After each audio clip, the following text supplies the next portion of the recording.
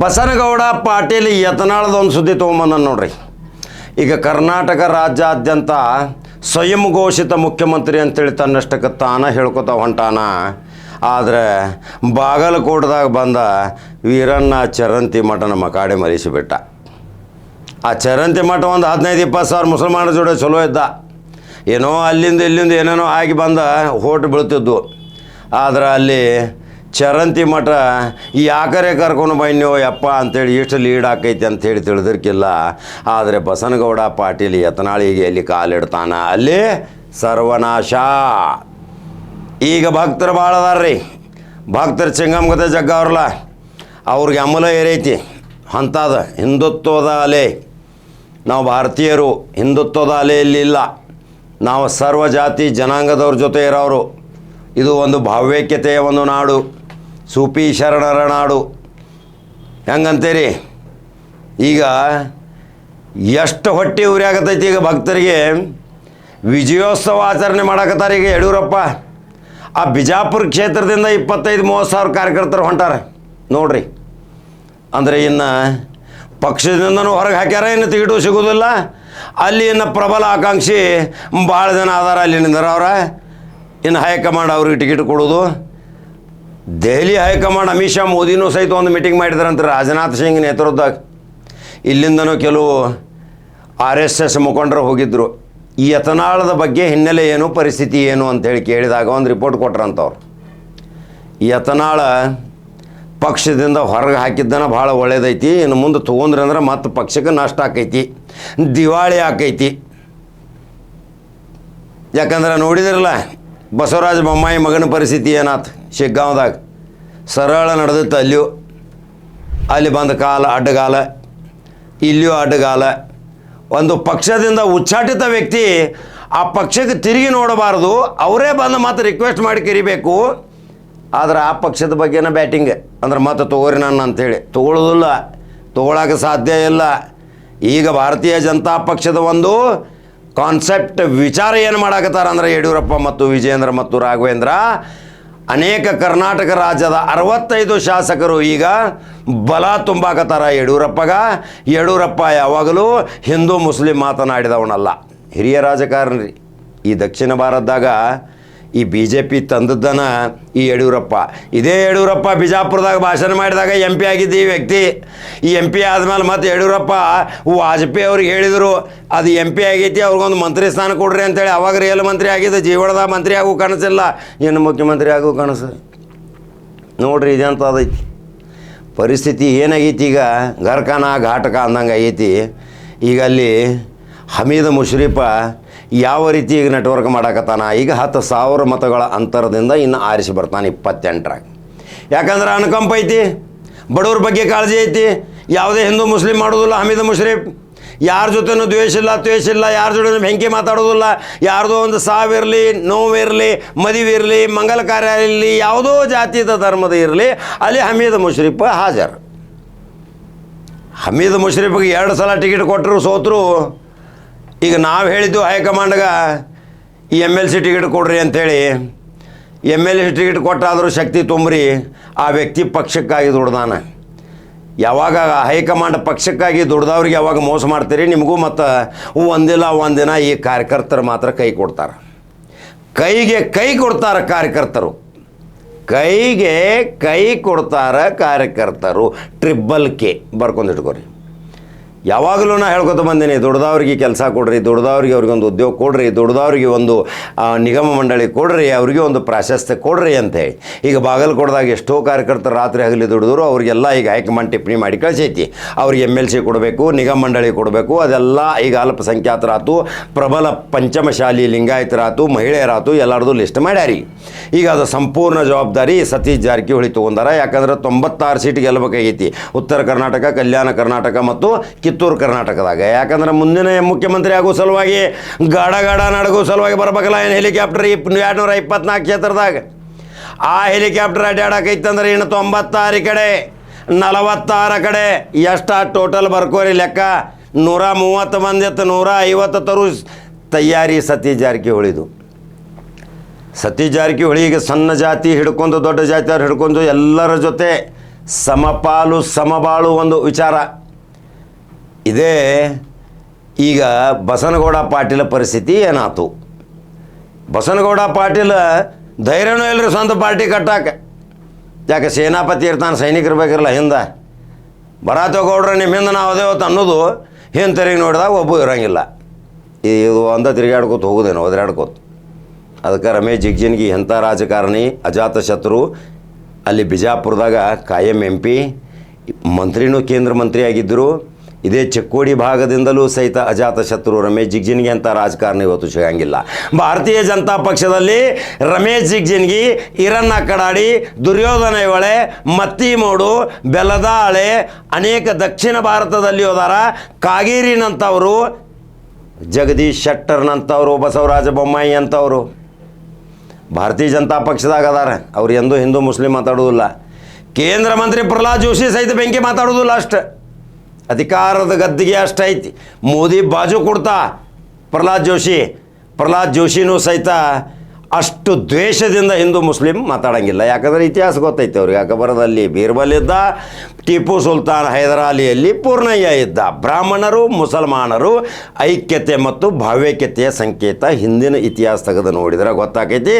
ಈ ಹಿಂದಕ್ಲೇನು ಹೇಳಿದ್ನಿ, ಇದೇ ಪೇಜಾವರ ಮಠಾಧೀಶರು ಅಲ್ಲಿ ಮುಸಲ್ಮಾನರಿಗೆ ಔತಣಕೂಟ ಇಟ್ಟಿದ್ದರು, ಇಫ್ತಾರ್ ಕೂಟ ಮಾಡಿದ್ರು. ಅವರ ಡ್ರೈವರ್ ಸಹಿತ 35 ವರ್ಷದಿಂದ ಅಶ್ರಫ್ ಈಗೂ ಜೀವಂತ ಅದಾನ, ನೀವು ಭೇಟಿ ಆಗ್ಬೋದು, ಮಾತಾಡಿಸ್ಬೋದು. ಹೆಂಗೆ ಭಾವೈಕ್ಯತೆ ಇತ್ತು. ಬಸನಗೌಡ ಪಾಟೀಲ್ದ ಒಂದು ಬೇರೆನೇ ರೀತಿಯಾಗ ಅಮೂಲ ಭಾಷಣ ಮಾಡುವಾಗ ನೋಡ್ಬೇಕ್ರಿ, ದೇಶಕ್ಕೆ ಎಂತೆಂಥವ್ರು ತ್ಯಾಗ ಮಾಡಿದ್ದಾರೆ. ಸೀದಾ ದಿಲ್ಲಿ ಕರ್ಕೊಂಡು ಹೋಗ್ಬೇಕು ಈ ಬಸನಗೌಡ ಪಾಟೀಲ್ನ. ಅಲ್ಲಿ 63,000 ಹೆಸರದಾವ ಸ್ವಾತಂತ್ರ್ಯ ಯೋಧರು ಅಂಥೇಳಿ. ಯಪ್ಪ ನಿಮ್ಮದು ಒಂದರ ಹೆಸರು ತೋರಿಸು ಮಾರಾಯ ಪುಣ್ಯಾತ್ಮ. ಕಲ್ಲು ಮೇಲೆ ಕರ್ಕೊಂಡು ಹೋಗಿ ನಿಂತು ಅಲ್ಲೇ ವಿಡಿಯೋ ಮಾಡ್ಬೇಕು. ಬರ್ತೀರಿ ನನ್ನ ಜೊತೆ ಬಸನಗೌಡ ಪಾಟೀಲ್ ಯತ್ನಾಳ್ ಹೋಗೋಣ ದಿಲ್ಲಿಗೆ. 63,000 ಹೆಸರುಗಳದಾವು ಕಲ್ಲಿನಾಗ ಕೆತ್ತಿದ್ದು. ಈ ದೇಶಕ್ಕೆ ರಕ್ತ ಕೊಟ್ಟವ್ರು ಯಾರು, ತ್ಯಾಗ ಕೊಟ್ಟವ್ರು ಯಾರು, ಬಲಿದಾನ ಕೊಟ್ಟವ್ರು ಯಾರು, ಈ ದೇಶಕ್ಕೆ ಸ್ವಾತಂತ್ರ್ಯ ಕೊಟ್ಟವ್ರು ಯಾರು? ಬಸನಗೌಡ ಪಾಟೀಲ್ ಯತ್ನಾಳ್ ಓದ್ಬೇಕು. ಅದನ್ನು ಓದಿ ಆಮೇಲೆ ಮುಸಲ್ಮಾನರಿಗೆ ಬೇಯಬೇಕು. ಯಾಕೆ ಈ ಮುಸಲ್ಮಾನರ ಜೋಡಿ ವೈರತ್ವ, ಯಾಕೆ ಈ ಮುಸಲ್ಮಾನರ ಜೋಡಿ ಅಷ್ಟು ದ್ವೇಷ, ಯಾಕೆ ಈ ಮುಸಲ್ಮಾನರು ನಿಂದೇನಾದರೂ ಆಸ್ತಿ ಕಸ್ಕೊಂಡಾರ, ಏನಾದರೂ ನಿಮ್ಮ ಇರುವಂಥ ಒಡೆತನದಲ್ಲಿ ಇರುವಂಥ ಏನಾದರೂ ಅವರು ತೊಂದರೆ ಕೊಟ್ಟಾರ? ಏನೂ ಕೊಟ್ಟಿಲ್ಲ. ವಿನಾಕಾರ ಮುಸಲ್ಮಾನರ ದ್ವೇಷ ಸಾಧನೆ ಮಾಡಿ ಮುಸಲ್ಮಾನರನ್ನೇ ಬೇಯುವುದು ಒಂದು ಬಾಂಡಲ್ ಮಾಡ್ಕೊಂಡ್ರೆ ಅವನು ನಾಯಕನಲ್ಲ. ಕೇಳಿದ ಪರಿಸ್ಥಿತಿ ಏನಾಯ್ತು? ಅನಂತಕುಮಾರ್ ಹೆಗಡೆದು ಉದಾಹರಣೆ, CT ರವಿದು ಕೇಳಿದಿ ಗೊತ್ತಾಗೈತಿ. ಪ್ರತಾಪ್ ಶಿವನ ಪರಿಸ್ಥಿತಿ ಏನಾಗೈತಿ ಗೊತ್ತಾಗೈತಿ. ಇನ್ನೂ ಏನು ಬೇಕು? ಚಕ್ರವರ್ತಿ ಸೂಲಿಬೆಲೆ ಬೆಳಗಿಂದ ದೈನಂದಿನವಾಗಿ ಹಿಂದೂ ಮುಸ್ಲಿಂ ಇದ ಮೋದಿ ಸಾಹೇಬ್ ಮನಸ್ಸು ಪಟ್ರ ಇದ ಚಕ್ರವರ್ತಿ ಸೂಲಿಬೆಲೆಗೆ ಈ ರಾಜ್ಯಸಭಾ ಸದಸ್ಯ ಮಾಡಿ ಮಂತ್ರಿ ಮಾಡ್ತಿದ್ದ. ಅಂಥ ಪಂತ ಪ್ರಧಾನ ಮೋದಿಯ ಬಾಯಲ್ಲಿಯೂ ಸಹಿತ ಹಿಂದೂ ಮುಸ್ಲಿಂ ಇಲ್ಲ, ಮಾತಾಡೋದಿಲ್ಲ. ಪ್ರಧಾನಮಂತ್ರಿ ಮೋದಿಯವರು 14 ವರ್ಷ ಆತ ಸರ್ಕಾರ ನಡ್ಸಾಕತ್ತರು. ಹೆಂಗೆ ಬಲಿಷ್ಠ ಸರ್ಕಾರ ಮಾಡಾಕತ್ತಾರ. ಆದರೆ ಹಿಂದೂ ಮುಸ್ಲಿಂ ಬೇಗಳೆಲ್ಲ ನಿಮಗೆ ಚೋ ಬಿಡ್ತಾರೆ ಬೇಯಾಕೆ. ಅವರು ಚಪ್ಪಾಳೆ ಹೊಡಿತಾರೆ, ಥಾಲಿ ನಗತಾರ, ನಿಮ್ಮ ನೋಡಿ ಅಪಹಾಸ್ಯಗೀಡು ಮಾಡ್ತಾರೆ. ನಿಮ್ಮನ್ನು ಮುಂದೆ ನುಗ್ಗಿಸಿ ದೊಡ್ಡ ಆಳವಾದ ತೆಗಿನ್ಯಾಗ ಕೆಡುತ್ತಾರೆ. ಹಂಗೆ ತೆಗಿನ್ಯಾಗ ನೀವು ಬಿದ್ದೀರಿ. ಬಸನಗೌಡ ಪಾಟೀಲ್ ಯತ್ನಾಳ್, ಪ್ರತಾಪ್ ಶಿವ್, CT ರವಿ, ಆಮೇಲೆ ಅನಂತಕುಮಾರ್ ಹೆಗಡೆ ಎಲ್ಲಿ ನಾಪತ್ತೆ ಆದ್ರಿ? ಕಾಗೇರಿ ಅವ್ರ ಕಡೆ ಹೋಗ್ರಿ ಒಮ್ಮೆ ಜೀವನದಾಗ. ವಿಶ್ವೇಶ್ವರ ಕಾಗೇರಿ ಎಂಥ ಸೌಮ್ಯ ಸ್ವಭಾವ. ಪಾಪ ಹೊರಗೆ ಅಂಗಳದಾಗ ಕುರ್ಚಿ ಹಾಕ್ಕೊಂಡು ಕೂತಿರ್ತಾರೆ, ಪೇಪರ್ ಓದ್ಕೋತಾ. ಎಷ್ಟು ಸಾರಿ ನಾವು ಭೇಟಿ ಆದೀವಿ. ಪಾಪ ಒಂದು ದಿವಸರೇ ಏನಾದರೂ ದ್ವೇಷ ಭಾಷಣ, ಶಿಕ್ಷಣ ಕಲೀರಿ, ವೈದ್ಯಕೀಯ ಆರೋಗ್ಯ ಉಪಚಾರದ ಬಗ್ಗೆ ಒಳ್ಳೊಳ್ಳೆ ಕಾರ್ಯಕ್ರಮ ಮಾಡಿರಿ, ದೇಶಭಕ್ತಿಯ ಬಗ್ಗೆ ವಿಚಾರ ಮಾಡಿರಿ, ಧರ್ಮದ ಅಮಲ ತಲೆಯಾಗಿ ತುಂಬ್ಕೋಬೇಡ್ರಿ ಅಂತ ಹೇಳ್ತಾರೆ. ಅವರು RSSದ ಬಂದವರು. ಬಸನಗೌಡ ಪಾಟೀಲ್ ಏನು RSSದಿಂದ ಬಂದವರಲ್ಲ. RSSದೇನು ಸರ್ಟಿಫಿಕೇಟ್ ಇಲ್ಲ. JDSದಿಂದ ಬಂದವರು. ಟೊಪ್ಪಿಗೆ ಶಾಲ್ ಹಾಕೊಂಡು ಶಿರ್ಕುರ್ಮ ಬಿರಿಯಾನಿ ತಿಂದವ್ರು ಎಲ್ಲ ಅದಾವ ವಿಡಿಯೋಗಳು. ನೋಡಿದರೆ ಜನ ಅದೇನು ಪದೇ ಪದೇ ತೋರಿಸೋದು ಅವಶ್ಯಕತೆ ಇಲ್ಲ. ನಾವೇನು ಬಸನಗೌಡ ಪಾಟೀಲ್ಗೆ ಒಂದು ಬುದ್ಧಿ ಹೇಳಕ್ಕೆ ಬಂದೀವಿ ಅಂದರೆ, ಬಸನಗೌಡ ಪಾಟೀಲ್ JCB ಅಂತ ನೋಂದಣಿ ಮಾಡೋಕ್ಕೂ ಶಕ್ತಿ ಇಲ್ಲ. ಧೈರ್ಯ ಬೇಕ್ರಿ ಪಕ್ಷ ಒಂದು ನೋಂದಣಿ ಆಗ್ಬೇಕಾದ್ರೆ. ಅದೇನು ದೇವೇಗೌಡರು BSR ಪಕ್ಷಕ್ಕೆ ಮಾಡಿದರು, KGP ಹೆಂಗೆ ಮಾಡಿದರು, ಬಂಗಾರಪ್ಪ ಹೆಂಗೆ ಮಾಡಿದರು, ರಾಮುಲು ಹೆಂಗೆ ಮಾಡಿದರು, ಜನಾರ್ದನ್ ರೆಡ್ಡಿ ಹೆಂಗೆ ಮಾಡಿದರು. ಧೈರ್ಯ ಬೇಕೆಲ್ಲ ಪಕ್ಷ ತಯಾರು ಮಾಡ್ಬೇಕಾರೆ. ತಿರುಗಾಡಿ ನೋಡಿದ್ರೆ ಯಾವ ಕ್ಷೇತ್ರದಾಗ ಹೋಗಂತಲೇ ಅವು ಮಕಾಡನ ಮಲಗಾಕತ್ತು. ಇನ್ನು ಎಲ್ಲಿ ಬಸನಗೌಡ ಪಾಟೀಲ್ ಆ ಕಡೆ ಬರಾಕತ್ತಾನೋ ಯಪ್ಪ ಅಂದರೆ ಈ ಕಡೆಯಿಂದ ಹೊಂಟಾರ ಜನ. 28ಕ್ಕಂತೂ ಯಾವುದೇ ರೀತಿಯ ಅಜೆಂಡಾ ಇಲ್ಲ, ಮೂಲೆ ಗುಂಪಾಗಿ ಮನೆ ಹಾಕ್ಕೊಂಡುದ. ಇದೇ ಬಸನಗೌಡ ಪಾಟೀಲ್ ಯತ್ನಾಳದ ಪರಿಸ್ಥಿತಿಯನ್ನು ಮುಂದೆ ಎಷ್ಟು ಸುಧಾರಣೆ ಮಾಡಿದಾನೆ. ಬಿಜಾಪುರ ಯಾರು ಸುಧಾರಣೆ ಮಾಡ್ಯಾರ್ರಿ? ಅಲ್ಲಿ ಆದಿಲ್ ಶಾ, ಅಲ್ಲಿ ಎಂತೆಂಥ ಸಂಸ್ಥಾನದವರು ಆಳ್ವಿಕೆ ಮಾಡಿದರು. ಅದೇ ಬಿಜಾಪುರದ ನಗರದ ಶಾಸಕ ಅಲ್ಲಿ ಎಷ್ಟು ಕೊಲೆಗಳಾಗಕತ್ತಾವ, ಎಷ್ಟು ಗಾಂಜಾ ಮಾರಾತಾರ, ಎಷ್ಟು ಅಲ್ಲಿ ಡ್ರಗ್ಸ್ ಮಾಫಿಯಾ ನಡೆದೈತಿ, ಅದ್ರ ಬಗ್ಗೆ ಎಂದಾದರೂ ಒಂದು ದಿವಸ ಆದರೂ ಹೋಗಿದ್ದೀರಾ? ಪೊಲೀಸರು ಮಾಡ್ಬೇಕೇನು? ಶಾಸಕಾಗಿ ಮಾಡೋಕ್ಕೆ ಬರೋಂಗಿಲ್ಲ. ಪ್ರತಿ ಸಮಾಜದ ಮೀಟಿಂಗ್ ತೊಗೊಂಡು ಅವೇರ್ನೆಸ್ ಮಾಡೋಕ್ಕೆ ಬರೋಂಗಿಲ್ಲ. ಯಾಕ್ರಪ್ಪ ನಿಮ್ಮ ಮಕ್ಕಳೆಲ್ಲ ಇಂಥವೆಲ್ಲ ಕೆಲಸ ಮಾಡಕತ್ತಾವು, ಏನು ನಾ ಹೇಳಿ ನಿಮ್ಮ ಮನೆಯನ್ನು ಒಳಗೆ ಹಾಕಿಸ್ಬೇಕಾಕೈತೆ ಅಂತೇಳಿ ಹೇಳಕ್ಕೆ ಬರೋಂಗಿಲ್ಲ. ಶಾಸಕನ ಕರ್ತವ್ಯ, ಶಾಸಕನ SP ಇದ್ದಂಗೆ, ಶಾಸಕನ ಕಮಿಷನರ್ ಇದ್ದಂಗೆ, ಶಾಸಕನ ಅಲ್ಲಿ ಸರ್ವಾಧಿಕಾರಿ ಇದ್ದಂಗೆ, ಪ್ರಥಮ ಪ್ರಜೆ ಶಾಸಕ ಅಲ್ಲಿ. ಏನು ಮಾಡಿದಿರಿಪ್ಪ? ಒಂದು ದಿವಸರೇ ಭಾಷಣ. ಯುವಕರು ನೀವು ಉದ್ಯೋಗ ಮಾಡಿರಿ, ಚಲೋ ಕಾರ್ಖಾನೆಗಳನ್ನ ತಯಾರು ಮಾಡಿರಿ, ಕೈಗಾರಿಕೆ ಉದ್ಯಮದಲ್ಲಿ ಬರ್ರಿ, IT-BT ಬರ್ರಿ, ಎಲ್ಲ ರೀತಿಯಿಂದ ನಿಮಗೆ ಸವಲತ್ತು ಕೊಡ್ತೀವಿ. ನೀವು ಭಾರತದ ರಕ್ಷಣೆ ಸಲುವಾಗಿ ಸ್ವಾವಲಂಬನ ಬದುಕನ್ನು ಬದುಕ್ರಿ ಅಂತೇಳಿ ಯತ್ನಾಳ್ ಎಂದರೆ ಹೇಳಿದ್ದು. ಅಲ್ಲಿ ಕಲ್ಲು ಹೋಗಿರಿ, ಇಲ್ಲಿ ಕಲ್ಲು ಹೋಗಿರಿ, ಅವ್ರ ಕಲ್ಲು ಹೋಗಿದ್ರು, ಇವ್ರ ಕಲ್ಲು ಹೋಗಿದ್ರು, ಅಲ್ಲಿ ದ್ವೇಷ ಆಯ್ತು, ಇಲ್ಲಿ ದ್ವೇಷ ಆಯ್ತು, ಯಾವುದೋ ದೇಶದಾಗ ದಂಗೆ ಆಯ್ತು, ಅಲ್ಲಿ ಮಳೆ ಬಂದಾಗ ಇಲ್ಲಿ ಛತ್ರಿ ಹಿಡಿಯು ಪುಣ್ಯಾತ್ಮ ಬಸನಗೌಡ ಪಾಟೀಲ್ ಯತ್ನಾಳ್. ಸಾಕಾಗಿ ಹೋತ ದ್ವೇಷ ಭಾಷಣಗಳು ನಡೆಯಂಗಿಲ್ಲ ಅವೆಲ್ಲ. ಈಗ ಇದು ಭಾರತ, ಎಲ್ಲ ಜಾತಿ ಧರ್ಮದವರು ಇರುವಂಥ ಜಗತ್ತಿನ ಏಕೈಕ ಶಾಂತಿಪ್ರಿಯ ಭಾರತ. ಧರ್ಮದ ಅಮಲನ್ನು ತುಂಬಿಕೊಂಡು ಏನು ದ್ವೇಷ ಭಾಷಣ ಮಾಡಿ 4 ಜನ ಚಪ್ಪಾಳಿ ಹೊಡಿತಾರೆ, ಶೀಟಿ ಹೊಡಿತಾರೆ, ಮುಗೀತು. ಚುನಾವಣೆದಾಗ ಮತ್ತಲ್ಲಿ ಬಾಗಲಕೋಟದಾಗ ನಡಿಬೇಕಾಗಿತ್ತು. 10,000 ಜನ ಕೂಡ್ರಿ ನನ್ನ ಭಾಷಣಕ್ಕೆ. ಯಡಿಯೂರಪ್ಪ ಬಂದಾಗ ಒಂದು 500 ಮಂದಿ ಕೂಡಲಿಲ್ಲ ಅಂತ, 10,000 ಮಂದಿ ಕೂಡ್ರೆ ಮತ್ತು ಅದು 20,000 ಓಟ್ ಪ್ಲಸ್ ಆಗಬೇಕಾಗಿತ್ತಲ್ಲ ಬಸನಗೌಡ ಪಾಟೀಲ್ ಯತ್ನಾಳ್ ಚರಂತಿ ಮಟ್ಟಿಗೆ. 100 ಓಟ್ ಬೀಳಲಿಲ್ಲ. ಹಾಗಾಗಿ ತಯಾರಾಗಿರೋರು ಚರಂತಿ ಮಟ್ಟಿಗೆ ಹಾಕೋನು ಅಂತೇಳಿ. ಆದರೆ ಇದೇನು ಬಾತು ಸುಂಟ್ರ ಗಾಳಿ ಬಂದು ಹೋದ ಮೇಲೆ ಅದು ಹಾಕೋದು ಮನಸ್ಸು ಬದಲು ಮಾಡ್ಕೊಂಬಿಟ್ರು.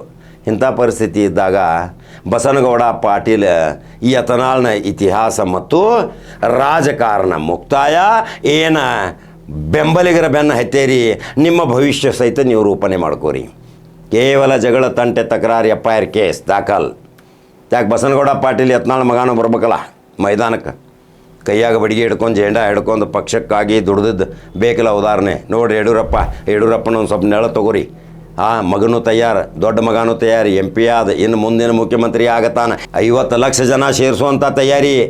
ಒಂದೊಂದು ಕ್ಷೇತ್ರದಿಂದ 25,000ದಿಂದ 30,000 ಜನ ಹೊಂಟಾರ. ಚಿತ್ರದುರ್ಗಿನ ಭಾರತ ನೋಡ್ತೈತಿ.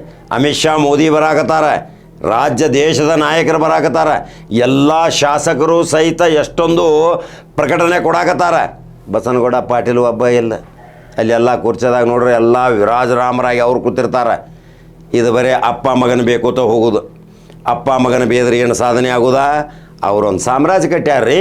ದಕ್ಷಿಣ ಭಾರತದಾಗ ಮೊದಲ ಭಾರತೀಯ ಜನತಾ ಪಕ್ಷದ ತಂದಾರ ಅವರು. ನಿಂದೇನು ಕೊಡುಗೆಪ್ಪ, ಪಕ್ಕದ ಒಂದು ಕ್ಷೇತ್ರ ಗೆಲ್ಲಿಸುವಂಥ ಶಕ್ತಿ ಇಲ್ಲ, ನೀನೇ ಗೆಲ್ಬೇಕಾದ್ರೆ ತಿನ್ಕಾಡ್ತೀನಿ 4,000ರಿಂದ 5,000 ಅಷ್ಟೇ. ನೀ 50-60,000ದಿಂದ ಬರ್ಬೇಕು. ಪ್ರಚಾರ ಮಾಡೋಕೆ ಹೋಗ್ಬಾರ್ದು, ಕೈ ಮುಗಿಯಾಕೆ ಹೋಗ್ಬಾರ್ದು, ಒಂದು ಪಾಂಪ್ಲೆಟ್ ಹಚ್ಚಬಾರ್ದು. ಬಸನಗೌಡ ಪಾಟೀಲ್ ಯತ್ನಾಳ್ ಅವರು ಚುನಾವಣೆಗೆ ನಿಂತಾರ, ಅವ್ರದ್ದು ಇಂಥ ಚಿನ್ನ ಐತಿ, ಮುಗಿಯತ್ ನಾಮಿನೇಷನ್ ಮಾಡೋದು, ನೆಟ್ಟಿಗೆ ಮನೆ ಹಾಕೊಂಡೋದು, ನಿನ್ನ ಮೇಲೆ ಪ್ರೀತಿ ಭಕ್ತಿ ಎಷ್ಟೈತಿ ಅನ್ನೋದು ಆ ಚುನಾವಣೆಯಲ್ಲಿ ತಾಕತ್ತು ತೋರಿಸ್ಬೇಕು. ತಿರುಗಾಡಿ ಇಲ್ಲಿಂದ ಹೊರಗಿನ ಮಂದಿನ ತಂತಾನ ಹೋಟಿಂಗ್ ಆಗಿ ಹೋತು. ಏನು ಗೋಲ್ಮಾಲ್ ಆತು ಅದು ವಿಚಾರ ಮಾಡಬೇಕಲ್ಲ.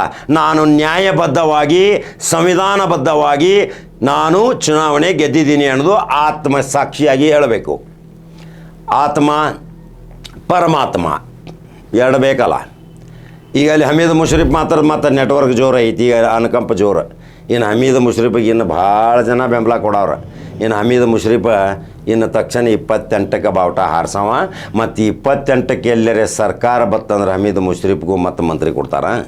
ಇದು ಖಡಕ್ ಜವಾರಿ ಕಾಕಂದ ಒಂದು ಸಂದೇಶ ಐತಿ. ಯಾಕಂದ್ರೆ ಪಕ್ಷಕ್ಕಾಗಿ ದುಡ್ದಾರ.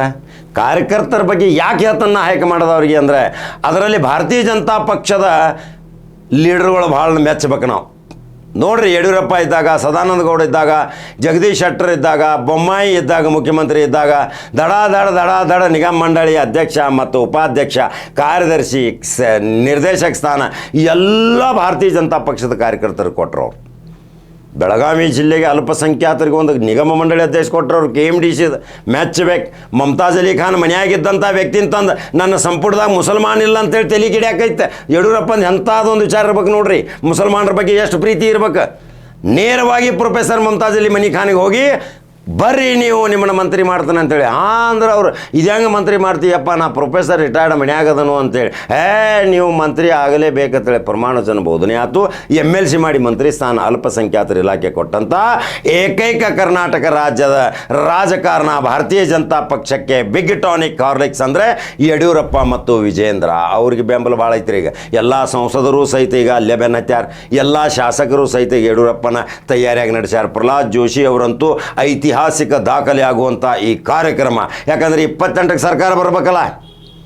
ಪಶ್ಚಿಮ ಬಂಗಾಳದಾಗ ನೋಡ್ರಿ, ಇಲ್ಲೋ ರಾತ್ರಿ ಹಗಲಿ ಮುಗಿಬಿದ್ರ ಹೆಣ್ಮಗಳ ಜೊತೆ ಹೋರಾಟ ಮಾಡೋ ಸಲುವಾಗಿ ಒಂದು ಹೆಣ್ಣಿನ ವಿರುದ್ಧ ಈ ನಮೂನಿ ನೀವು ಟೀಕಾ ಪ್ರಹಾರ ಮಾಡಿದಿರಿ, ಯಾರ್ಯಾರನ್ನೂ ಛೂ ಬಿಟ್ರಿ, ಅನ್ಯಾಯ ಮಾಡಿದಿರಿ, ಅಲ್ಲಿ ಜನರಿಗೆ ಹೆದರಿಕೆ ಹಾಕಿದಿರಿ, ಇಡೀ ಮಿಲ್ಟ್ರಿ ತಂದು ನಿಂದ್ರಿಸಿರಿ. ಅಲ್ಲಿ ಆ ಮಿಲ್ಟ್ರಿ ತಂದು ನಿಂದ್ರಿಸಂತಲೇ ಆ ಕೆಲವು ಬಡತನ ಇರುವಂಥ ಪರಿಸ್ಥಿತಿಯಲ್ಲಿ ಇರುವಂಥ ಪ್ರದೇಶದಲ್ಲಿ ಬಂದೂಕುಗಳು ನಿತ್ತು ಅಂದ ಆ ಬಂದೂಕು ನೋಡಿ ಅಂಜಿ ಪಾಪ ಓಟ್ ಹಾಕಕ್ಕೆ ಹೋಗಲಿಲ್ಲ. ಅವು ಓಟ್ ಆಗಲ್ಲ ಅಂತಲೇ ಮೈನಸ್ ಆಯ್ತು. ಮತ್ತು 1 ಕೋಟಿ ಓಟ್ ಡಿಲೀಟ್ ಮಾಡಿಸಿರಿ.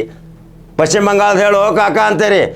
ಕರ್ನಾಟಕದ ಭಾರತೀಯ ಜನತಾ ಪಕ್ಷ ಕಾರ್ಯಕರ್ತರದಾಗ ನೀವು ಹೊರ ರಾಜ್ಯ ಮತ್ತು ಹೊರ ಜಿಲ್ಲೆದಾಗ ಏನಾಗಿತ್ತು ನೀವು ವಿಜಯೋತ್ಸವ ಆಚರಿಸೋದು, ನಿಮ್ಮ ರಾಜ್ಯದಾಗ ಗೆದ್ದದ್ದು ವಿಜಯೋತ್ಸವ ಆಚರಣೆ ಮಾಡ್ಕೋರಿ.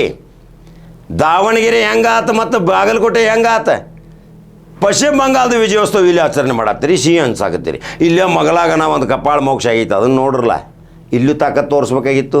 ಬೇರೆ ರಾಜ್ಯದ ವಿಜಯೋತ್ಸವ ಇಲ್ಲಿ ಆಚರಿಸೋದು ಅವಶ್ಯಕತೆ ಇಲ್ಲ. ನಿಮ್ಮ ರಾಜ್ಯದಾಗ ಯಾವ ಸೋತಾವು ಅದನ್ನು ನೋಡ್ರಿ, ಪುನರ್ ಪರಿಶೀಲನೆ ಮಾಡಿರಿ ಮತ್ತು ಆತ್ಮಾವಲೋಕನ ಮಾಡ್ಕೋರಿ. ಅಂದ್ರೆ ಭವಿಷ್ಯ ಐತಿ. ಆದರೆ ಯಡಿಯೂರಪ್ಪಗೆ ಒಂದು ಮಾತು ಹೇಳ್ತೀವಿ ನಾವು ಮತ್ತು ವಿಜೇಂದ್ರಗೆ ಮಾತು ಒಂದು ಹೇಳ್ತೀವಿ. ಕರ್ನಾಟಕದಲ್ಲಿ ಭಾರತೀಯ ಜನತಾ ಪಕ್ಷಕ್ಕೆ ಶಕ್ತಿ ತುಂಬಬೇಕಾದ್ರೆ ಮತ್ತೆ ಸಂಘಟನೆ ಆಗಬೇಕಾದ್ರೆ ಈ ಯತ್ನಾಳ್ನಂತವ್, ಪ್ರತಾಪ್ ಸಿಂಗ್ ಅಂತಾವ್, ಅನಂತಕುಮಾರ್ ಹೆಗಡೆನಂತಾವ್, CT ರವಿನಂತಾವ್ ಬೆಂಕಿ ಭಾಷಣ ಮಾಡೋಕೆ ವೇದಿಕೆ ಕರೆಸ್ಕೋಬೇಡ್ರಿ. ಇರ್ಲಿಕ್ಕೆ ನಿಮಗೆ ಡಲಮಲ ನಿಮ್ಮ ವೇದಿಕೆ ಕುಸಿದು ಬೀಳ್ತೈತಿ, ಸಂಘಟನೆನೂ ಮುರಿತೈತಿ, ಬರೋ ಸೀಟು ಬರುವುದಿಲ್ಲ. ಇದು ಖಡಕ ಜವಾರಿ ಕಾಕನ ಒಂದು ಸಂದೇಶ. ಶಾಂತ ರೀತಿಯಿಂದ ಎಲ್ಲರೂ ಬದುಕುವುದಾದ್ರೆ ಯಡಿಯೂರಪ್ಪನ ಬೆನ್ನ ಹತ್ತೂನ. ಹಂಗಾದ್ರೆ ಕರ್ನಾಟಕ ರಾಜ್ಯದಾಗ ಇದೇ ನೋಡ್ರಿ, ಇಲ್ಲೇ ಗೋಕಾಕ ಬರ್ರಿ. 2 BJP ಕ್ಷೇತ್ರ ಶಾಸಕರದಾರ, ಒಬ್ಬ ರಾಜ್ಯಸಭಾ ಸದಸ್ಯ, ಒಂದು ಬಾಲಚಂದ್ರ ಜಾರಕಿಹೊಳಿ ಅರಮಾಯಿ ಕ್ಷೇತ್ರ ಮತ್ತು ಇಲ್ಲೇ ಬಾಜು ಬರ್ರಿ ರಮೇಶ್ ಜಾರಕಿಹೊಳಿ, ಮತ್ತು ಇಲ್ಲೇ ಪಕ್ಕದಾಗ ಮತ್ತು ನಿಖಿಲ್ ಕತ್ತಿ ಎಂದರೆ ಮಾತಾಡ್ತಾರೆ. ಹಿಂದೂ ಮುಸ್ಲಿಂ ಬೆಂಕಿ ಮಾತಾ. ಅವರ ರಾಜಕಾರಣ ವೈಯಕ್ತಿಕ ಏನೋ ಇರುವತ್ತು, ಅವರವರ ವೈಯಕ್ತಿಕ ರಾಜಕಾರಣ ಬಿಟ್ಟು ಒಳ್ಳೇದು ಏನೈತಿ ಅನ್ನೋದು ಖಡಕ ಜವಾರಿ ಕಾಕ ಹೇಳೋ. ನಿಖಿಲ್ ಕತ್ತಿ ಎಂದಾದರೂ ಹಿಂದೂ ಮುಸ್ಲಿಂ ಬಗ್ಗೆ ಮಾತಾಡ್ತಾನೆ, ಬಾಲಚಂದ್ರ ಜಾರಕಿಹೊಳಿ ಎಂದರೆ ಮಾತಾಡ್ತಾನೆ, ರಮೇಶ್ ಜಾರಕಿಹೊಳಿ ಎಂದರೆ ಮಾತಾಡ್ತಾನೆ, ದುರ್ಯೋಧನ ಹೊಳೆ ಎಂದಾದರೂ ಮಾತಾಡ್ತಾರೆ. ನೀವೊಬ್ಬ ಯಾಕೆ ಪುಣ್ಯಾತ್ಮ ಶಶಿಕಲಾ ಜೊಲ್ಲೆ ಪಾಪ ನೋಡಿ ತಾಯಿ, ಇಲ್ಲೇ ಆ ಮಹಾತಾಯಿನೂ ಸಹ ಸಂಘಟನೆ ಮಾಡಿ ಮಂತ್ರಿನೂ ಅದು 2 ಸಲ ಮಂತ್ರಿ, 0 ಟ್ರಾಫಿಕ್ದಾಗ.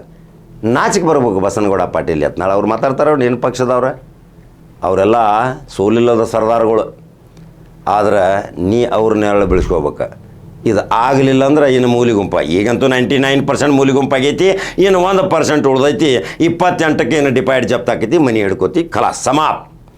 ಹಾಗಾದ್ರೆ ಕರ್ನಾಟಕದ ಮಹಾಜನತೆ ಈ ವಿಡಿಯೋ ನೋಡಿದ ತಕ್ಷಣ ಭಾರತೀಯ ಜನತಾ ಪಕ್ಷದಲ್ಲಿಯೂ ಸಹಿತ ಒಳ್ಳೊಳ್ಳೆಯ ನಾಯಕರದಾರ, ಒಳ್ಳೊಳ್ಳೆಯ ಕಾರ್ಯಕರ್ತರದಾರ, ಒಳ್ಳೊಳ್ಳೆಯ ದೇಶಭಕ್ತರದಾರ.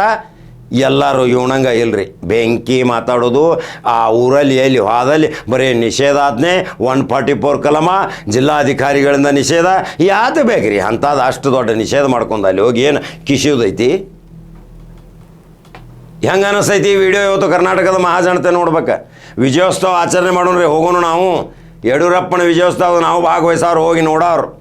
ಅಲ್ಲಿ ಯಾರ್ಯಾರು ಏನೇನು ಮಾತಾಡ್ತಾರೆ, 28ರ ಭವಿಷ್ಯ ಅಲ್ಲೇ ಹೇಳ್ತಾನೆ. ಹಾಗಾದ್ರೆ ಯೂಟ್ಯೂಬ್ದಾಗ ಬಡ ನೋಡಿರಿ, ಫೇಸ್ಬುಕ್ ಫಾಲೋ ಮಾಡಿರಿ. ಮತ್ತೊಂದು ಖಡಕ್ ಜವಾರಿ ಸುದ್ದಿ ಹೋಗಿ ಬರ್ತೀನಿ. ನಮಸ್ಕಾರ.